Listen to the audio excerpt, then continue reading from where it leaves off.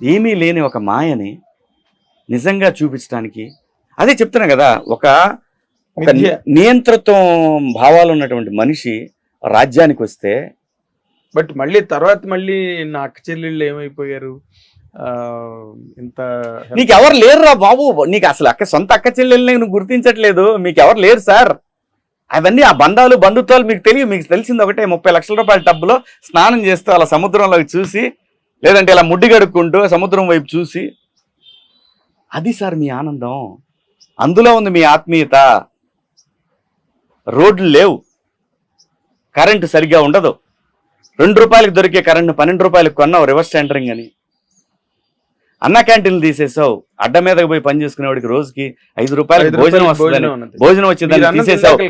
అలాగే పేరు మార్చుకోవచ్చు, రాజన్న పెట్టుకో, బట్ అది మార్చి మీ రాజన్న ఏం లేదండి. వీళ్ళకి ఒకటే సాక్షి ఛానల్, యూనివర్సిటీ పేరు మార్చేసిన వాళ్ళు అన్న క్యాంటీన్ పేరు మార్చలేవా? ఇసుక తోపిడి అండి, గాంజా అండి, గాంజా క్యాపిటల్ ఇవాళ ఆంధ్రప్రదేశ్, సౌత్ ఇండియాలో. నిన్న ఆవిడ అనిత గారు చెప్తున్నారు కదా, అవును, వీధి వీధికి తయారు చేశారు వీళ్ళు. ఈ చెప్పిన ఐవయ్యారు, ఈ చెప్పిన ఆడెవడో ఇంకోటి ఉంటాడు ఆస్ట్రాలజీ చారి అని వాడొకడు, ఇంకా ఈ ఉండవల్లి అరుణ్ కుమారు, వేణుస్వామి అతని జాతకమే చెప్పాడు, కానీ అతను ఎప్పుడు చంద్రబాబు నాయుడు గారిని అంటే వ్యక్తిగతంగా విమర్శించాల. అతనేదో అతను బతుకు తెరువు. నేను అనేది వీళ్ళు కావాలని విషయం చిమ్మే బ్యాచ్ అండి ఇది. ఈ జర్నలిస్టు సాయి, వీళ్ళందరూ కూడా వీళ్ళేంటంటే ఒక ఎంటర్టైన్మెంట్ని క్రియేట్ చేస్తున్నారు. చంద్రబాబు గారి ప్రభుత్వం మీద విషం చిమ్మి దాన్ని మీరు ఎంజాయ్ చేయండి అని వైసీపీ శ్రేణులకు చెప్తున్నారు. తద్వారా మాకు యూట్యూబ్లో రెవెన్యూ వస్తుంది అనేది వీళ్ళ ఆలోచన. అలాగే జగన్మోహన్ రెడ్డి గారు పిలిచి వీళ్ళకి కవర్లు ఇస్తారనేది ఆలోచన. నిన్న చెప్తున్నారు కదా, సోషల్ మీడియాకి ఒకరిని ఏర్పాటు చేశారు హైదరాబాద్లో, వాడు ఎవరికి ఒక యూట్యూబ్ ఛానల్కి డబ్బులు ఇవ్వలేదు, వాడు తిరుగుతూ ఉంది. అవును, చూసాం కదా, పేర్లు అనవసరం, ప్రజలకు అన్నీ తెలుసు. ముసుగులు వేసుకొని డ్రామాలాడి ఛానల్స్ ఉన్నాయి కదా అని ఇష్టం వచ్చినట్టు రెచ్చిపోతే ప్రజల అమాయకులా? నిజమేంటో తెలియదా వాళ్ళకి? ప్రజలు యూట్యూబ్ లో వచ్చినాయి, ఇంకా ఎలక్షన్ టువర్డ్స్ ఎన్ని యూట్యూబ్ ఛానల్స్ అవన్నీ కూడా నిన్న బయటపడేసరికి ఏమైంది పరిస్థితి? ప్రజలు అనుకుంటారు ఇవన్నీ చూడరు, మనం ఏం చెప్తే అదే నిజం. ఎప్పుడు అనుకోరండి, ప్రజలు అమాయకులు కాదండి. తటస్థంగా 30% పైన ఉంటారు సార్, 30% పైన తటస్థ ఓటర్లు ఉంటారు. న్యూట్రల్ ఓటు ఉంటుంది, తటస్థ 30% పైన ఉంటారు. అంటే వాళ్ళే బ్యాంక్ వీళ్ళకి, వాళ్ళ ఓట్ బ్యాంక్ వాళ్ళకి ఉండగా వాళ్ళే నిర్ణేతలు. వాళ్ళేం చేశారు? తొంగలకు తొక్కేశారు. ఇంకా కూడా పడ్డా కూడా పోలవరం గురించి, పోలవరంలో చంద్రబాబు నాయుడు చేతులు ఎత్తేసాడు అని చెప్పి యూట్యూబ్ ఛానల్స్ అన్నదేంటి, మీరు చెప్పేదేంటి? జరిగింది ఒకటి మాట్లాడితే వీళ్ళు ఏంటంటే అండి, ఇలా ఈ అబద్ధ ప్రచారాలని ఒళ్ళంతా ఎక్కించుకున్న యూట్యూబ్ ఛానల్స్ ఉన్నాయి. దర్శిలో ఒక అబ్బాయి ఉంటాడు, అక్కడ ఇంకొక ముస్లిం కుర్రాడు ఒక అబ్బాయి ఉంటాడు, అలాగే పీడీటీవీ అనే అబ్బాయి ఇంకొక ముస్లిం కుర్రాడు, అలాగే అమెరికాలో ఒక అతను ఉంటాడు, యూకేలో ఒక అతను ఉంటాడు, ఇక్కడ హైదరాబాద్లో మొన్నటిదాకా మెయిన్ స్ట్రీమ్ ఛానల్లో పనిచేసి ఇంకొక యూట్యూబ్ ఛానల్ పెట్టిన అతను, ఐ డ్రీమ్ ఒకటి, ఆ స్వప్న, వీళ్ళందరూ అండి ఇది ఒక వలయంలాగా తయారు చేసి పడేసి. ఒక్కరోజున ఎవరన్నా బూతులు మాట్లాడామండి? వ్యక్తిగతంగా ఎవరన్నా మాట్లాడానండి? నా గురించి ఇష్టం వచ్చినట్టు మాట్లాడతారు, తోలు తీస్తా. ఇంకా నేను కంప్లైంట్ ఇస్తా, తీసుకొస్తారు పోలీసులు, తెలుస్తుంది మీకు. ఏం RRRని తీసుకొచ్చి మీరు ఒళ్ళు హోనం చేయాలా? మీరంతా చేయలేరా? అది ప్రజాస్వామ్యమా? కానీ అది చాలా వాళ్ళ ఓన్ మాటకు కూడా ఒక హద్దు ఉంటుందండి. హద్దు మీరితే ముడ్డి పగులుద్ది. ప్రభుత్వం ఇప్పుడు చూడదా? ప్రభుత్వం 5 సంవత్సరాలు మమ్మల్ని ఏడిపించారు కదా, అంటే 5 సంవత్సరాలు మీరు ఏడిపిస్తే 5 సంవత్సరాలు మేము ఏడిపిస్తే అదే ప్రజలకి ఎంటర్టైన్మెంట్. ప్రోగ్రెస్ దెబ్బతిన్నట్లు ఏదైనా సరే నిర్మాణాత్మకంగా ఉండాలి విమర్శ అనేది. ఇప్పుడు అందరూ చాలా మంది చంద్రబాబు నాయుడు గారిని ఇన్ని రకాల వంకర్ల మాటలు మాట్లాడతారండి వీళ్ళంతా. లోకేష్ బాబుని కనీసం కొన్ని కోట్ల రూపాయలు పెట్టి పప్పు అని చెప్పి క్రియేట్ చేయడానికి 5 సంవత్సరాలు పడితే, ఈ 5 సంవత్సరాలది ఒక యువగళంతో లెఫ్ట్ లెగ్తో తంతే 90,000 మెజార్టీతో గెలిచాడు. మీ నాయకుడి కంటే ఎక్కువ మెజార్టీతో గెలిచాడు. రాసి పెట్టుకోండి, భవిష్యత్ చీఫ్ మినిస్టర్ అతను. భవిష్యత్తులో ముఖ్యమంత్రులు ఆంధ్రప్రదేశ్కి ఓ పవన్ కళ్యాణ్ గారు, ఒక లోకేష్ బాబు, వీళ్ళు ఇప్పుడు ఇది వీళ్ళు ఈ 5 ఏళ్ళు ఎట్లా సస్టైన్ చేయగలుగుతారండి? బికాస్ ప్రతిపక్ష హోదా కూడా రాలేదు కదా, దాని మీద మీదైన కామెంట్ ఏంటి? ఏమంటే హైదరాబాద్ బేసిక్ ఇంకో 10 యూట్యూబ్ ఛానల్స్ వస్తాయి, అది ఓకే, యూట్యూబ్ పెట్టి ఉపయోగం ఏముంది? ఆహాహా, దాంతో విషయం చెప్పాలని ట్రై చేస్తారు, తీసుకెళ్లి ముడ్డు బావలు నూగుతారు నిజం ఇదే అని చెప్పి. కాదు, ఈ విషయంతో మీ బిడ్డల భవిష్యత్తు ఎలా బాగుంటుందని మీరు అనుకుంటున్నారు? అది చెప్పండి ఫస్ట్. అంటే మీరే చెప్తున్నారు కదా, ఇప్పుడు హైదరాబాద్ లో ఉండి ఇక్కడ చిమ్ముతారు, విషం పడేది వెళ్ళి ఏపీలో పడుతుంది, ఏం సంబంధం ఉండదు కదా. ఆ పోలీసులు వచ్చి రాకపోతారు కదా. ప్రభుత్వం ఇప్పుడు నిర్మాణాత్మకంగా ప్రభుత్వం విమర్శండి, తప్పు చేసిందా, ఇదిగోండి పలానా తప్పుడు సాక్ష్యాధారాలతో ఇది చూపించండి. ఇప్పుడు ఉదాహరణకి సాయి నిన్న ఫర్నిచర్ విషయంలో చంద్రబాబు నాయుడు గారు అప్పుడు తీసుకున్నారు, అరే ఎప్పుడు తీసుకున్నాడు చెప్పురా, ఎప్పుడు తీసుకున్నాడు చంద్రబాబు నాయుడు ఫర్నిచర్ చెప్పు. 2004 వరకు ఇక్కడే ఉన్నాడు, రాజశేఖర రెడ్డి గారు ఏ రోజు ఫర్నిచర్ తీసిపోయాం అలా. 2014 నుంచి 19 వరకు ఉన్నాడు, చంద్రబాబు నాయుడు గారిని జగన్మోహన్ రెడ్డి గారు కానీ వాళ్ళ గవర్నమెంట్ నువ్వు ఫర్నిచర్ తీసిపోయావని ఎప్పుడు చెప్పలా. ఎప్పుడు రా సాయి తీసుకెళ్లారు? సారీ చిన్నోడు వెళ్ళి, నాకన్నా నువ్వేం పెద్ద తోపు కాదు కానీ ఎప్పుడు తీసుకెళ్లారు సాయి? వద్దు, నీ బిడ్డలకు మంచిది కాదు. నువ్వు అనుకుంటున్నావు మనం చేసిన పాపాలు మన బిడ్డలకు వస్తాయి. గుర్తుపెట్టుకో, నిర్మాణాత్మకంగా మంచి సద్విమర్శ చెయ్యి. నేను చాలా మూతంతా మొహంతా తిప్పుకుంటా తెలుగు భాషని అన్ని అష్టవంకరలు తిప్పుతా మాట్లాడితే నమ్మేస్తారు అనుకుంటున్నారా? నమ్మలేదు కదా. ఇప్పుడు రిజల్ట్ ఫలితాలు అయినా సిగ్గులేదు, ఎందుకంటే వాడు కవర్ పంపడు మళ్ళీ నెల తిరిగి వచ్చేసరికి. అది కదా వీడి ఇన్కమ్ అంతా పోయింది అక్కడ కదా. చంద్రబాబు నాయుడు గారు వాళ్ళు కడుపులు కొట్టారంటారు, అంతే కదా మరి. ఇప్పుడు చూడండి వీళ్ళ వ్యూస్ ఎలా ఉన్నాయి ఇప్పుడు చూడండి. జనం అదే ఒక్కడే పట్టుమని 10,000 కూడా దాటలేదు ఏ వ్యూస్, ఏ వీడియో పెట్టినా. అది పబ్లిక్ వ్యూయింగ్ కదా, తెలిసిపోతుంది అందరికి facts and figures. First thing, ఒక కులం మీద పిచ్చి ప్రేమ, ఒక కులం మీద అపరిమితమైన విద్వేషం ఎప్పుడూ మంచిది కాదు, ఎప్పుడూ మంచిది కాదు వ్యవస్థకి. ఇప్పుడు అన్నిటినీ కులాభిమానం ఉండాలి కానీ కుల దురభిమానం ఉండకూడదు. అంత దురభిమానాన్ని పెంచుకోకూడదు మనం. ఏ కులమైనా సరే, ఎంతో మంది పన్నులు కడితే జిల్లా పరిషత్ స్కూల్లో చదువుకొని ఇక్కడ రాకొచ్చాం. మీరైనా నేనైనా అందరూ అంతే, ప్రభుత్వ పాఠశాలలో చదువుకొని పాఠశాలే. అన్ని కులాల పన్నులు కడితేనే కదా. కులం ఏంట్రా బాబు, దాన్ని ఒకదాన్ని హైలైట్ చేస్తూ. నాకు ఇప్పుడు కూడా ఆశ్చర్యకరమైన విషయం ఏంటో తెలుసా అండి, ఉండవల్లి అరుణ్ కుమార్ అనేటువంటి వయసు మళ్ళిన కుళ్ళు బుర్రతోటి ఆ మనిషి 2 స్ట్రైట్ మాటలు మాట్లాడి 200 వంకరల మాటలు మాట్లాడతాడు. ఈ వయసు ఏంటి సార్ మీది? నిన్నెవరో ఒక ఆవిడ వీడియో కూడా పెట్టారు, అదే అప్పుడు ఎందుకు చెప్పలేదు దీని ఖరీదులు దాని ఖరీదులు. అతను ఏమన్నాడు తెలుసా, మీకు ఒకటి చెప్తానండి. ఇంకొకటి విషయం అంటే, ఇప్పుడు ఇతనికి అర్బన్లో ఉందనుకుంటున్నారు, అది మీరు అందరు నన్ను తిడుతున్నారు. ఏంటంటే మీరు రాయమండ్రిలో కూర్చొని మీరేంటండి ఎలా మాడతారు, ఒకసారి పల్లెటూరు వచ్చి చూడండి సార్ ఎంత ఉందో. దింపారు కదా సార్ బాగా జనం పల్లెటూరులో కూడా. సార్ మీకు పిల్లలు ఉన్నారు, మనవాళ్ళు ఉన్నారు, నిజం మాట్లాడండి సార్, నిజాయితీగా మాట్లాడాలనుకుంటే. మీరే వానప్రస్థంలో ఉన్నాను, నేను రాజకీయాలు మానేశాను అని చెప్పారు. కుళ్ళు ఎందుకు మాట్లాడతారు సార్? ఇది భావితరాలు భవిష్యత్తు అండి. మీరు పోతారు, మీ తర్వాత మేము పోతాం. మనం పోయేటప్పుడు ప్రశాంతంగా పోవాలి. కుళ్ళి చచ్చే సావు మనకొద్దు సార్. ఆ తెలకపల్లి రవి అని ఉంటాడు, ఒళ్ళంతా విషం ఆయనకి, రవి గారికి ఒళ్ళంతా ఆంధ్రప్రదేశ్ మీద, చంద్రబాబు నాయుడు ప్రభుత్వం మీద మొత్తం ఎట్టకారం విషం. వారికి ఎందుకో అంత కసి నాకు అర్థం కాలేదు. ఎందుకు సార్? పాస్ట్ వీడియోలు మొత్తం తీసి చూడండి, అంత విషయం ఎందుకు అంటున్నాను. ఏంటి నువ్వేనా ఆపగలవా? నేనేమన్నా ఆపగలనా? నేను జగన్మోహన్ రెడ్డి గారిని విమర్శిస్తాను, దానివల్ల జగన్మోహన్ రెడ్డి గారి విజయం ఆగుద్దా? లేనిపోయిన మాటలు మాట్లాడి నేను చెడ్డోడిని అవ్వకూడదుగా. మీరు చెడ్డవడం తప్పితే దానివల్ల ఒరిగేది ఏంటి? రవి గారికి ఒరిగేది ఏంటి? వారి వయసు ఎంత, వారు ఎక్కడ పనిచేశారు, ఎటువంటి కమ్యూనిస్టు భావాలతో పనిచేసి చివరికి 2004 నుంచి ఒక్కసారి మీ జర్నలిజం, మీ వ్యూ ఒక్కసారి చూసుకోండి.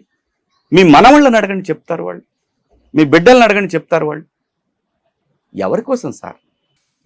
మీ పర్సెప్షన్లో ఇప్పుడు 11 సీట్లతో ప్రతిపక్ష హోదా కూడా రాని వైఎస్ఆర్సీపీకి వాళ్ళు అంటే విషం చిమ్మడం అవన్నీ ఇంకా కామన్ రొటీన్ గా జరిగేది అనుకోండి ప్రతిపక్షాలుగా, హోదా లేకపోయినప్పటికీ కూడా.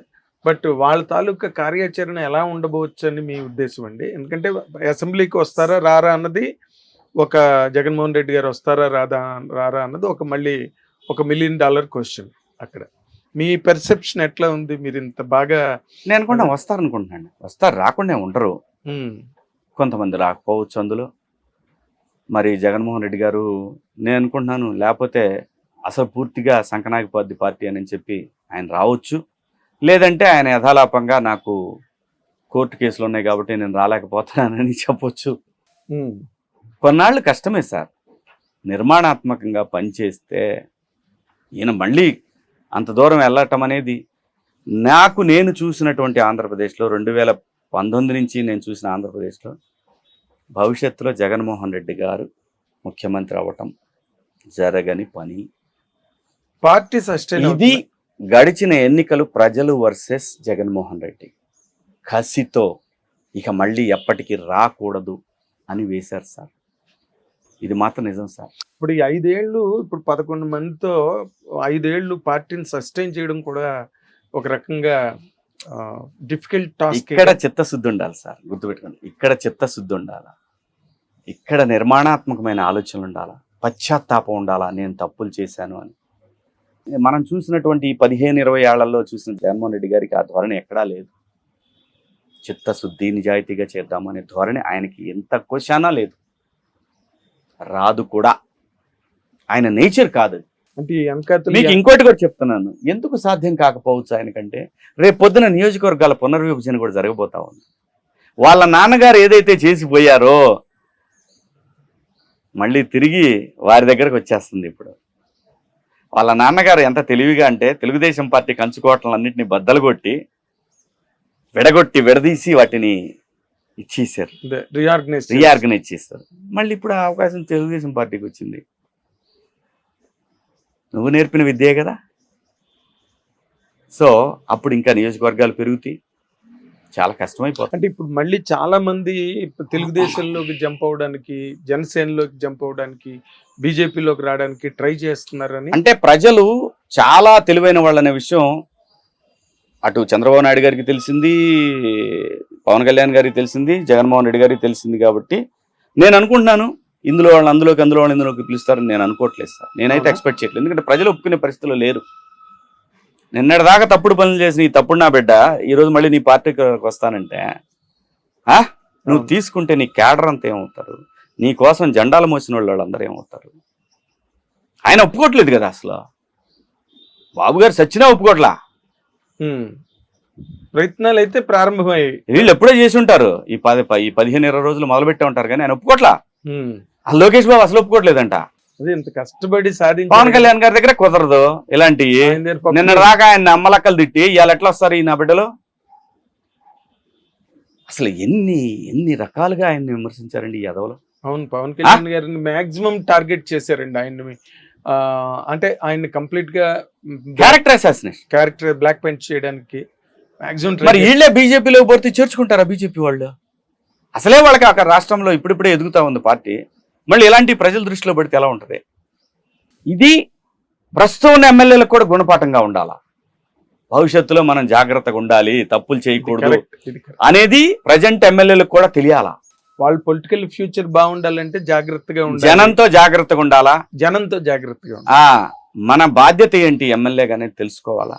ఇప్పుడు ఆయన చంద్రబాబు గారు రాగానే ముందు అసలు పవన్ కళ్యాణ్ గారు కూడా ఆయన స్పీచ్ల్లో చాలా సార్లు చెప్పారు, హిందూ దేవాలయాల్ని పడగొట్టేయడం, అక్కడ రామ తీర్థాల్లో రాముడి విగ్రహాన్ని విధ్వంసం చేశారు. అవును, ఆంజనేయ స్వామికి విగ్రహానికి చెయ్యి విరిగిపోతే ఏమవుతుందని అడిగాడు కొడాలి నాని గారు. నగలెత్తుకెళ్ళిపోతే ఏమవుతుందని అన్నారు. ఏమవుతుందంటే ఇలాగే అవుతుంది. ఇప్పుడు తిరుపతిని కంప్లీట్ గా పూర్తిగా మళ్ళీ ఆయన చంద్రబాబు నాయుడు గారు వచ్చాక చాలా మంది మంచి మంచి వీడియోలు పెడుతున్నారు. ఎందుకంటే తిరుపతి తాలూకా శాంక్టిటీ, తిరుపతి తాలూకా పవిత్ర, అది ఎక్కడికి పోదు సార్. చంద్రబాబు నాయుడు గారు ఇంకో 10 తరాలు ఆయన గుర్తించే విధంగా ఈ రాష్ట్రంలో కూటమి ఆధ్వర్యంలో పరిపాలన జరగబోతా ఉంది. అలాంటి అడుగులు వేస్తా ఉన్నారు. గడిచిన 3 రోజుల నుంచి 4 రోజుల నుంచి మనం చూస్తా ఉన్నాం. అంటే ఇంకోటి కూడా సార్, ఇక్కడ అత్యంత దుర్మార్గమైన విషయం ఏంటంటే ఐఏఎస్లు ఐపీఎస్లు వాళ్ళు బిహేవ్ చేసిన విధానం అత్యంత అమానుషమైనటువంటిది. ఇది ప్రజాస్వామ్యానికి మంచిది కాదు. ప్రజలకి ప్రభుత్వానికి మధ్య ఒక మంచి స్ట్రాంగ్ పిల్లర్స్గా ఉండాల్సిన ఐఏఎస్లు ఐపీఎస్లు స్వార్థ ప్రయోజనాల కోసం రాజు ఏం చెప్పాడు కదా అనేది అది చేసుకుంటా పోతే ఈరోజు బలైంది ఎవరు? మీరే కదా. మీరు బలయ్యి ప్రజల్ని 5 సంవత్సరాల పాటు నరకానికి గురి చేశారు మీరంతా. ఆయన వెంకటేశ్వర్లు గారిని కూడా చాలా అరెస్ట్ చేసి ఏబి వెంకటేశ్వరరావు గారు అవును అత్యంత నిజాయితీపరుడైన వ్యక్తిని అత్యంత అవినీతిపరుడిగా క్రియేట్ చేసి ఆయన్ని హైకోర్టు సుప్రీంకోర్టు పదే ఆయనకు ఉద్యోగం ఏమన్నా ఇవ్వకుండా లాస్ట్ డేలో జవహర్ రెడ్డి గారు ఇక తప్పదు ప్రజలు ఆల్రెడీ చీకొట్టారు నన్ను అని చెప్పించారు. అసలు మీకు తెలుసా జవహర్ రెడ్డి గారిని చంద్రబాబు నాయుడు గారు చూసుకున్నంత అభిమానంగా ఏ ముఖ్యమంత్రి చూసుకోలేదు సార్. అంత గౌరవించి ఆయనకి అంత అటువంటి పదవులు ఇచ్చి ఆయన్ని he valued IPS IAS system ని మొన్న కూడా ఆయన సమావేశంలో చెప్పారు కదా, చాలా most qualitative services in the country. ఇదేంటండి జగన్మోహన్ రెడ్డి గారు నా హక్కయ్యా మా నాన్నయ్య నేను అవ్వాలి కాబట్టి నేను అవుతానయ్యా, నన్ను మీరందరూ రే మన బ్యాచ్ మొత్తం ఇదే దీని మీదనే ఉండండి రా అనే పద్ధతిలోనే ఉన్నాడు సార్ ఆయన. ఎగ్జాక్ట్లీ అంతే. అది ప్రజలు అంగీకరించారు సార్. ఇది ప్రజాస్వామ్యం సార్. మీరు నియంతృత్వ ధోరణిలో నియంతృత్వ పోకళ్ళు ఎమ్మెల్యేలు మీరు ఇంట్లో నుంచి బయటకు కదలకుండా మీరు ఎక్కడికి వస్తే అక్కడ పరదాలు కట్టుకుని మీరు అక్కడికి వెళ్తే అక్కడ చెట్లు నరికేస్తే ప్రకృతి ఎందుకు చూస్తా ఊరుకుంటుంది గురువు? నేను కంచె వేసుకున్నావు నీ ఇంటికి, ఇంకెంతకన్నా నీకు భయం ఏంటి? ఐరన్ కంచె వేసుకున్నావు గురు. ప్రధానమంత్రికి వాళ్ళకి నిత్యం టెర్రరిస్టుల థ్రెట్లో ఉండే వాళ్ళకే లేని కంచె నీకెందుకయ్యా కంచె? ముఖ్యమంత్రి గారు మాజీ గారు మీకెందుకు అంత కంచె ఎందుకు? మిమ్మల్ని ఎవరేం చేస్తారు అసలు? మిమ్మల్ని చేయాలనుకుంటే మీకు 5 ఏళ్ల క్రితం మీరు పాదయాత్ర చేసేవాళ్ళ?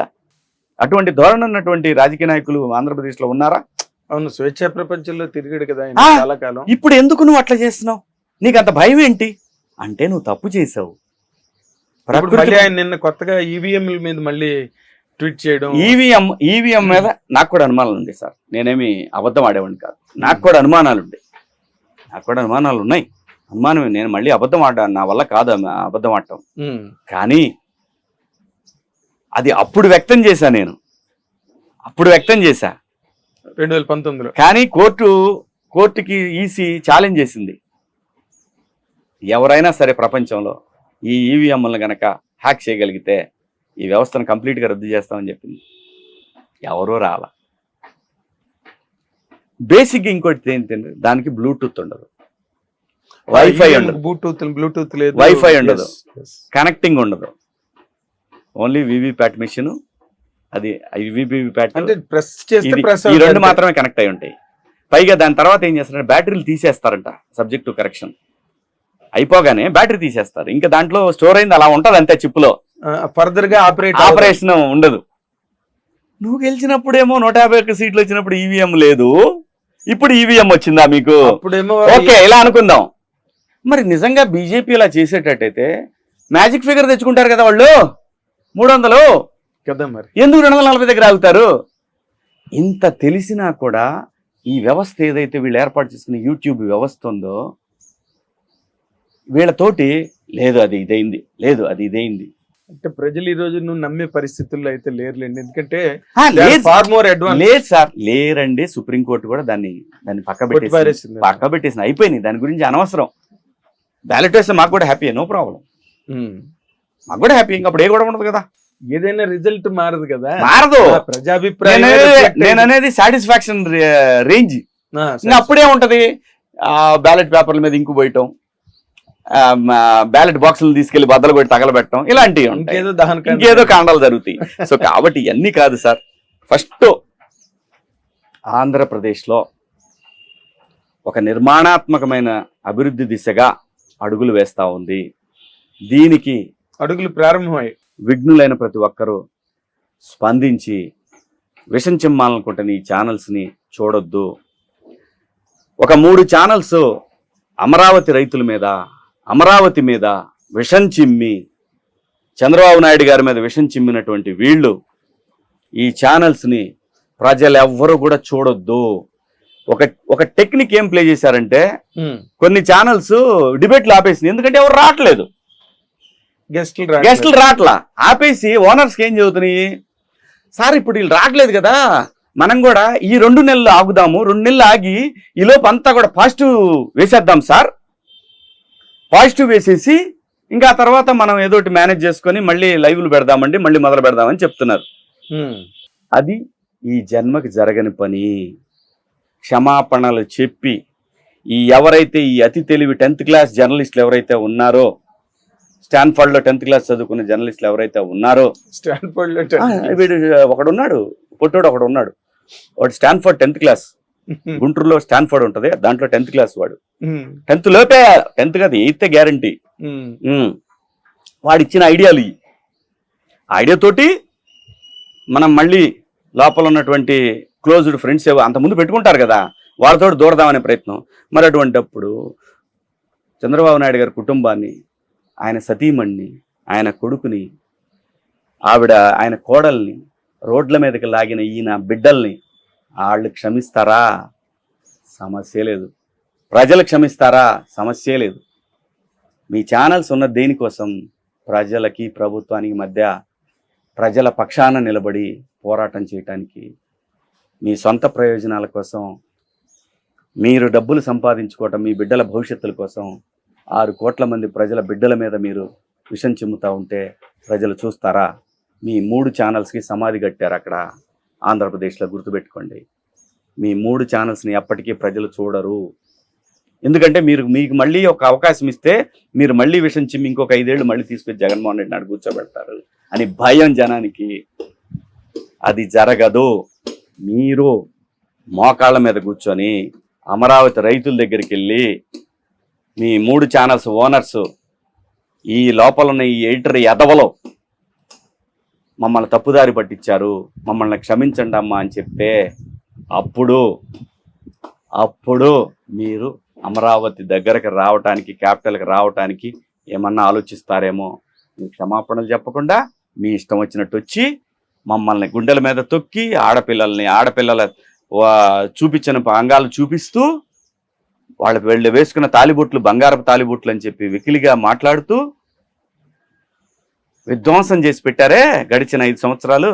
ప్రజల అమాయకుల సద్దాం హుస్సేన్లు పెద్దోళ్లే సంకనాగిపోయారు ఈ భూమి మీద. మీరంతా మీ సంపాదనలంతా మిడిమిడి సంపాదన మీదంతా ఎక్కడి నుంచో ప్రజలను దోచుకొని ఛానల్స్లో మీరు చేస్తున్న విశృంఖలత్వాన్ని చూస్తూ ఊరుకుంటారా? ప్రజలు ఊరుకోరు. ప్రకృతి అసలు ఊరుకోదు. ఇప్పుడు రిషికొండ ప్యాలెస్ పరిస్థితి ఏంటి సార్? ఏమంటే తెలియదండి. ఆయన ప్రభుత్వం నిర్ణయించాలా, మనం ఊరికే ఫేక్ న్యూస్లు చెప్పినా ఉపయోగం ఉండదు. అది ఎటు కాకుండా నాకు హోటల్కి ఎలా చేస్తారో తెలియదు. మళ్ళీ ఏమైనా రూములు రెనోవేషన్ చేసి రెనోవేషన్ అంటే కొత్తగా ఏమైనా పార్టీషన్లు చేసి రూములు పెడతారా? ఏదన్నా ఒక ఐకానిక్ హోటల్ లాగా ఏదన్నా కన్వెన్షన్ ప్రైవేట్ సంస్థకి ఇవ్వాలండి. డబ్బులు వస్తే ఆ డబ్బులతోటి ప్రజలకు ఉపయోగపడే పనులు, రెవెన్యూ జనరేషన్, ఇది ఇంపార్టెంట్ అనేది అనిపించిందండి నాకు. నా వ్యక్తిగత అభిప్రాయం. అక్కడ ఏం జరుగుతుందో ఇంకా మనకు తెలియదు. బట్ దాని మీద అయితే ఇప్పుడు ఒక నిఘా జరుగుతోంది. అసలు ఏంటి ఇది, ఎలా చాలా ఉంటుంది సార్. నేను నిజం చెప్తున్నా కదా సార్, ప్రజలకు ఎప్పుడూ అర్థమైపోయిందండి. పథకాలు ఇస్తే ఇయ్యరు సార్.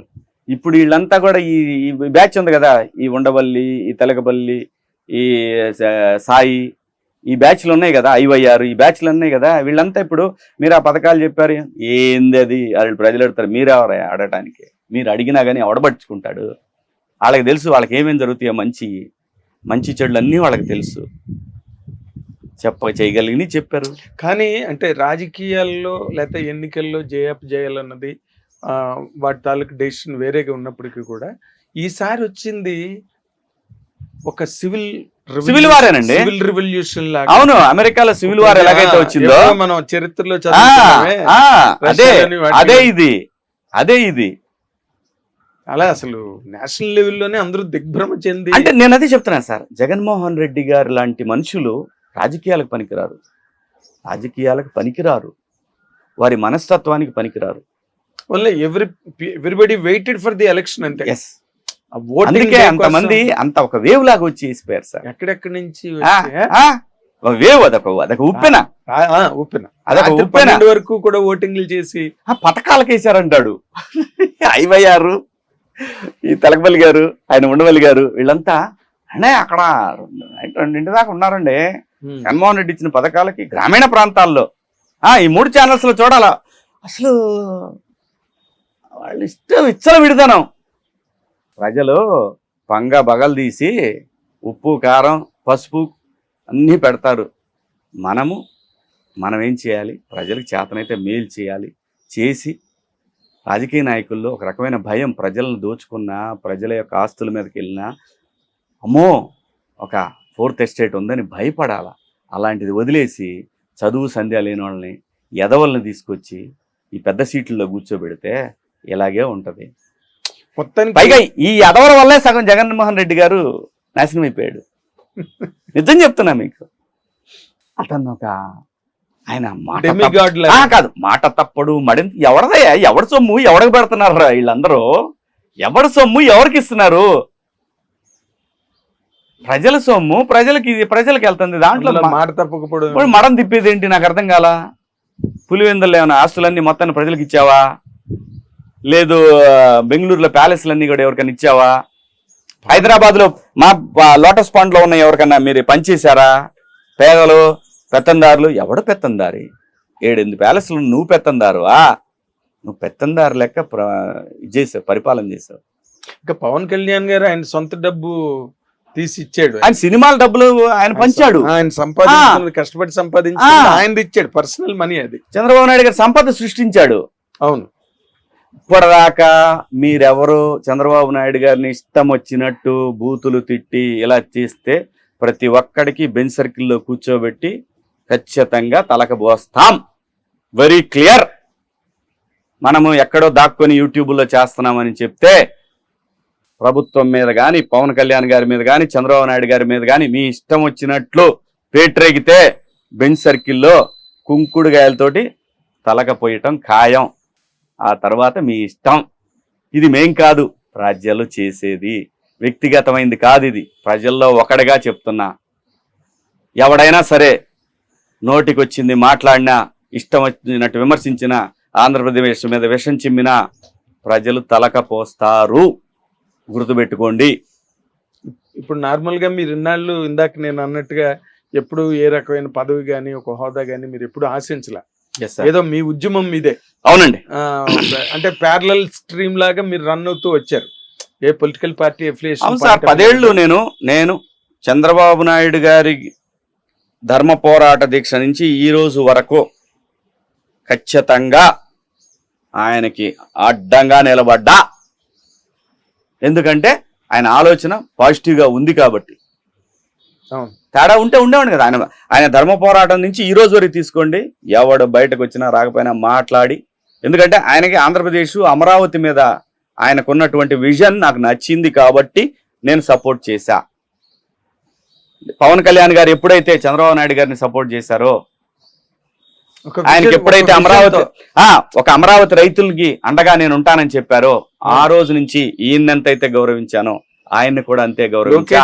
లోకేష్ గారికే మొట్టమొదటి ఫోన్ వెళ్ళింది పవన్ కళ్యాణ్ గారిది. అదే అండి నేను చెప్తున్నా. ఏం కంగారు పడద్దు, నేనున్నానండి.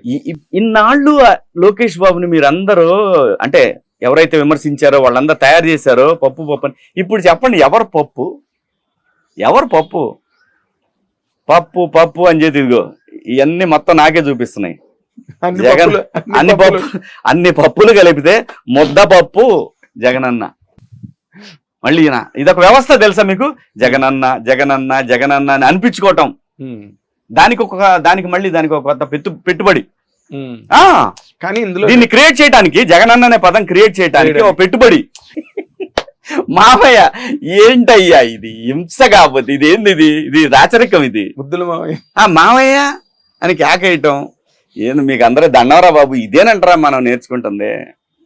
ఇందులో డ్రామాటిక్ పాయింట్ ఏంటంటే, నార్మల్గా సినిమాలకి రాసే కథల్లో అలాంటి సీన్స్ రాస్తారు ఇన్ జనరల్ గా. అవన్నీ నిజంగా జరిగాయి. చంద్రబాబు నాయుడు గారు నేను మళ్ళీ సీఎం గా మాత్రమే అసెంబ్లీలో అడుగు పెడతానని చెప్పి వెళ్ళిపోవడం, మళ్ళీ ఆయన సీఎం గానే మళ్ళీ అడుగు పెట్టడం. డ్రామాటిక్ గా ఈసారి ఎలక్షన్స్ లో టూ మెనీ డ్రామాటిక్. ప్రజలు పిచ్చోళ్ళు కదా సార్. చంద్రబాబు నాయుడు గారిని 3 సార్లు ముఖ్యమంత్రిగా చూశారు. ఆయన విజన్ తెలీదా? 2019 ఎలక్షన్లో కూడా తనకు కలిసి వచ్చిన అంశం ఏంటంటే, చంద్రబాబు నాయుడు గారికి కలిసి రాని అంశం ఏంటంటే, ఆ రోజున కొంతమంది ఎమ్మెల్యేలు విచ్చలవిడితనం చేశారు. నేను పబ్లిక్గానే విమర్శించా దాని గురించి కూడా. దానివల్ల నాయకుడిగా ఆయన అద్భుతంగా చేసినా కూడా ప్రజలు గమనిస్తారు సార్. కరెక్ట్. ప్రజలు గమనిస్తారు. ఒక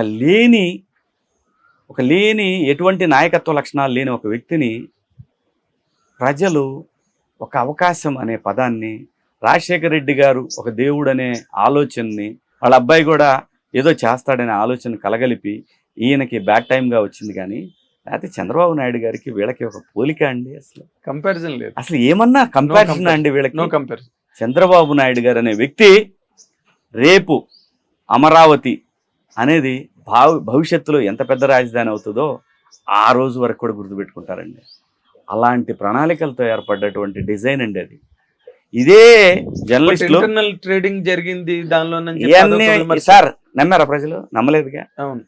ఒక రాజధాని లేకుండా రాష్ట్రాన్ని నడపడం, 3 రాజధానులు అంటాం, ఎవడ హర్షిస్తాడు ఇదంతా? ఇప్పటికి అది కూడా మీరు ఒకటి గమనించాల్సింది ఏంటంటే 3 రాజధానులు అన్నారు. పోనీ దానికి ఏమైనా ఒక ప్రాతిపదిక, ఓ ప్రణాళిక రాజు సార్.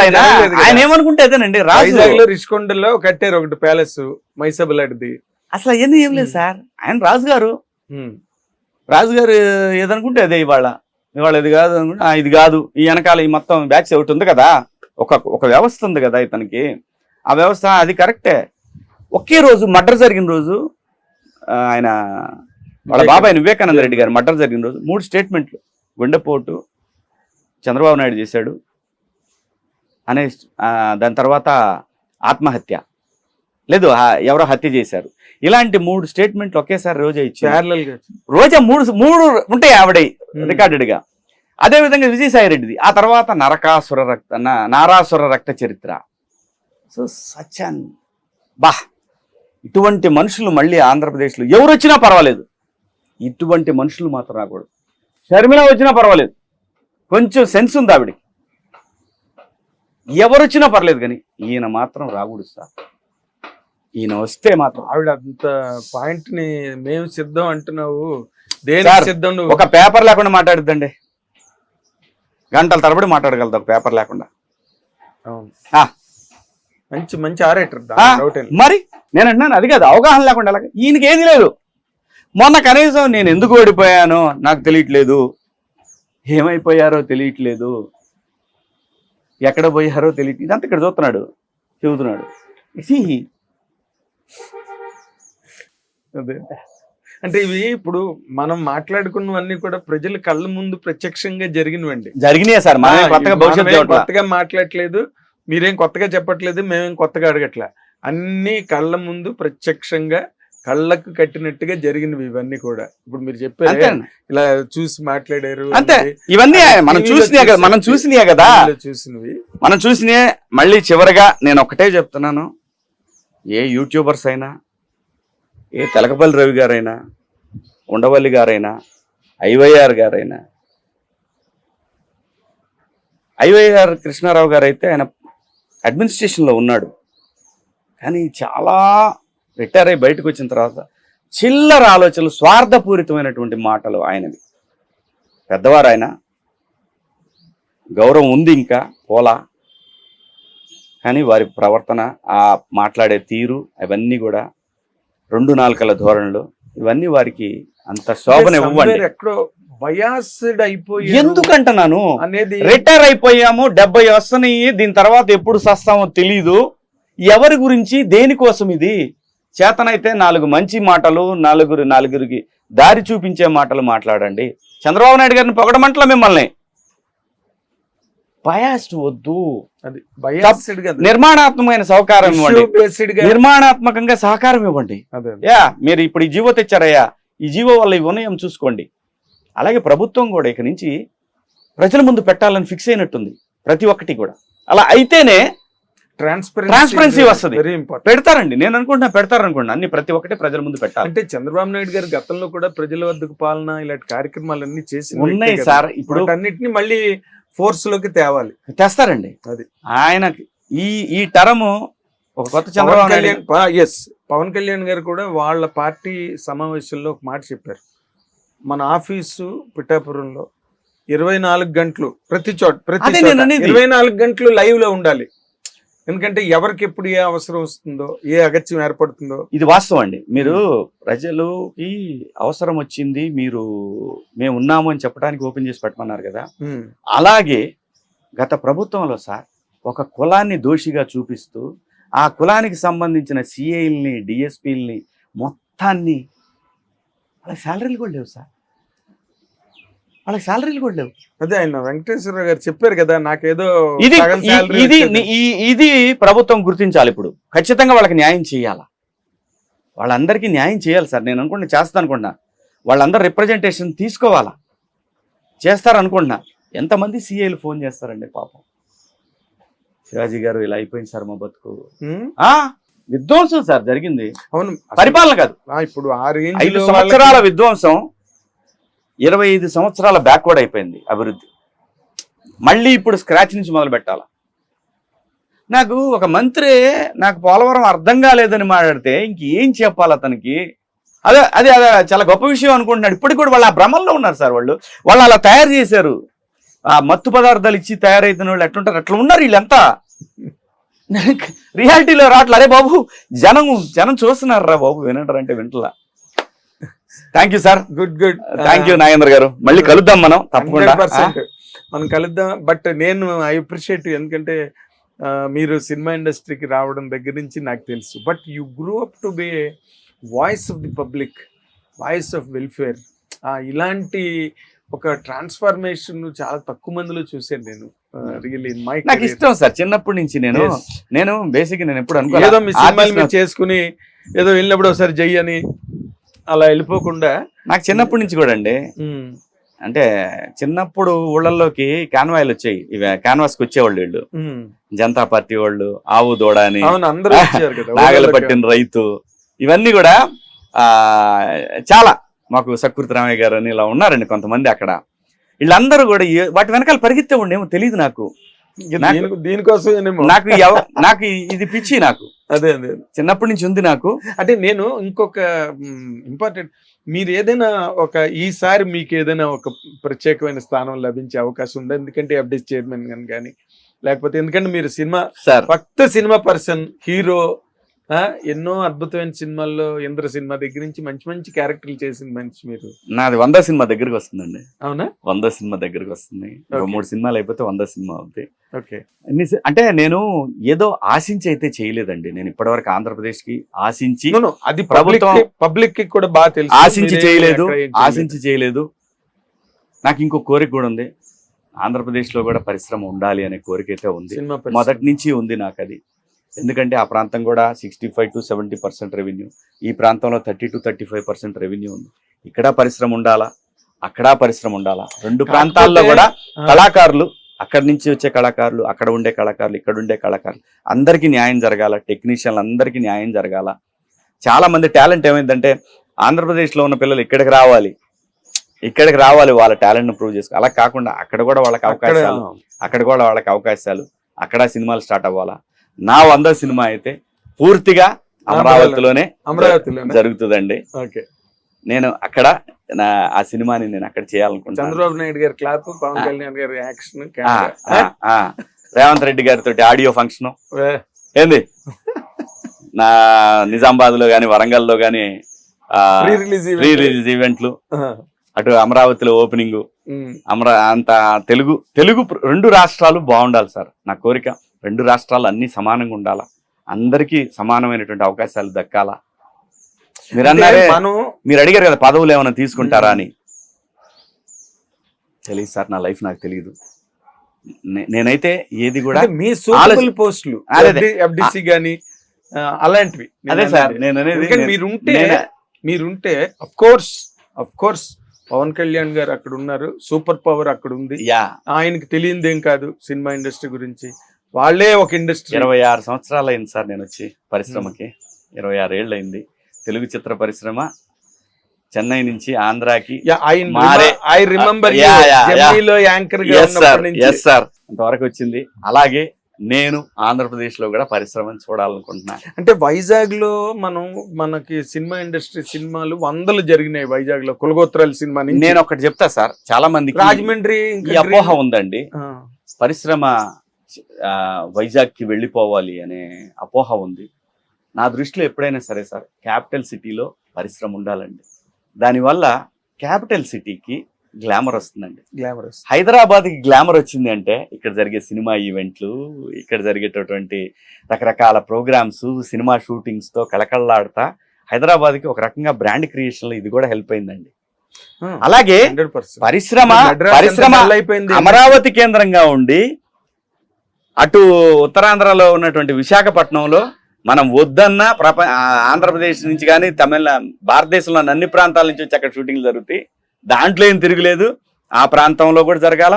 తిరుపతి ప్రాంతంలో, రాయలసీమ జిల్లాల్లో తిరుపతి ప్రాంతంలో కూడా అక్కడ కూడా ఎంతో కొంత దాని సిగ్నిఫికెన్స్ ఉండాలా. ఉత్తరాంధ్రలో ఉన్నటువంటి ఆ కోస్టల్ జిల్లాలన్నింటిలో కూడా మీకు తెలుసు, ఈస్ట్ వెస్ట్ లో మనం రెగ్యులర్ షూటింగ్లు చేస్తాం, వద్దన్నా చేస్తాం. అయితే ఏంటంటే క్యాపిటల్ సిటీలో పరిశ్రమ అనేది సెంట్రలైజేషన్ క్యాపిటల్ అది ఉండాల. ఆఫీసెస్ మిగతా షూటింగ్ అంతా వైజాగ్ జరిగింది, మనకు తెలియదు. అది మరి వైజాగ్ అనేది ప్రకృతి ఇచ్చిన ఒక వరం, దాన్ని ఎలా కాదనుకుంటారు? నాగిరెడ్డి గారు, నిన్న మీతో కూడా నేను ఫోన్ లో మాట్లాడుతున్నాను. వైజాగ్ లో డెవలప్ చేయండి ఇండస్ట్రీని, మెడ్రాస్ కున్న అడ్వాంటేజెస్ అన్ని వైజాగ్ వాళ్ళే వస్తున్నారు కదా అక్కడికి. వాళ్ళు బాలచంద్ర గారు ఎన్ని సినిమాలు అదే అసలు అద్భుతం అండి. దాని వైజాగ్ లాంటి లొకేషన్ చుట్టూరా గ్రీన్ విలేజెస్ ఎన్ని. అలాగే మీకు ఇంకా కొత్త ఇప్పుడు మనం ఎట్లయితే తెలంగాణ జిల్లాల్లో ఇటు కరీంనగర్ వెళ్ళి సిద్దిపేట అవతల ఊళ్ళకి వెళ్ళి అటు వెళ్ళి లోపలికి వెళ్ళి ఇప్పుడు షూటింగ్ చేయట్లా, అలాగే బాపట్లో అద్భుతమైన బీచ్ ఉంటదండి మాకు. అవును, బాపట్లో అద్భుతమైన బీచ్, అలాగే నెల్లూరు దగ్గర మైపాడు బీచ్, ఇవన్నీ అద్భుతంగా ఉంటాయి. మీకు అసలు కోస్టల్ బెల్ట్ అంతా కూడా బ్రహ్మాండంగా ఉంటుంది సార్ లొకేషన్స్. సో ఏంటంటే ప్రతి ప్రాంతంలో కూడా సినిమాకి సంబంధించి చెప్పింది ఏంటంటే, ఇప్పుడు మన వాళ్ళు ఎప్పుడు వెళ్తున్నారు కోస్టల్ జిల్లాల్లో షూటింగ్లు చేస్తున్నారు, 100 సినిమాలు జరిగినాయి. బట్ మీరు చెప్పిన ఎడిషనల్ స్పెషల్ పాయింట్ ఏంటంటే క్యాపిటల్లో సినిమా హడావిడి, సినిమా అది దానికి క్యాపిటల్ సెలబ్రేషన్ అన్నది క్యాపిటల్ లో ఉండి తీరాలి. ఉంటే ఏంటంటే క్యాపిటల్ ఎలివేట్ అవుతుంది. ఏదైతే బ్రాండ్ ఉందో ఆ బ్రాండ్ ఎలివేట్ అవ్వాలి. ఒక రాష్ట్రానికి మెడ్రాస్ విడిపోయిన రాష్ట్రం కదా సార్. నేనది హైదరాబాద్ నగరం ఎలాగైతే ఉందో ఆ రాష్ట్రానికి కూడా ఒక నగరం కావాలి కదా. ఆ నగరం దాని గురించి ఒక సపోజ్ మన సినిమా ఫంక్షన్ లో కూడా కొన్ని జరుగుతూ ఉంటాయి, ఐఫా అవార్డ్స్, అవును, ఇలాంటి ఫంక్షన్స్ అన్ని కూడా అక్కడ జరిగినాయి. అమరావతిలో ఐఫా అవార్డ్స్ జరిగినాయి, లేదా సమ్ ఫంక్షన్స్ జరిగినాయి, నంది అవార్డ్స్ జరిగినాయి. ఇక్కడ ఎట్లయితే గద్దర్ అవార్డ్స్ అంటున్నారు, అక్కడ నంది అవార్డ్స్ అక్కడ మనకు జరుగుతాయి. ఇదంతా కూడా క్యాపిటల్ లో జరగాల.